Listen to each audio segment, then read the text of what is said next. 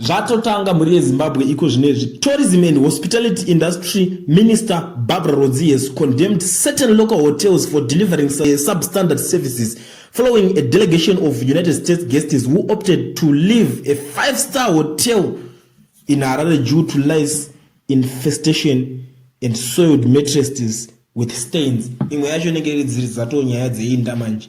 Zvinoitika mahotels kweka unoona kuti mwana mabhuru manje ndo chimwe chinhu chandakuziva chinozoitika muZimbabwe. Saka anzabva waona kuti panapa mattress dzedu dzine mastains kosi kuna umwe munhu kuti anoenda muhotels mungosvika vakarara nemumomo. What's next? Anosiya vaspoiler chinji bata kuti vazokwanisa kuzoclean so you know ma services akadaro. Saka pana ndo zvakazo zvakujambwa na minister manje kuti vakomana improve ayo mahotels.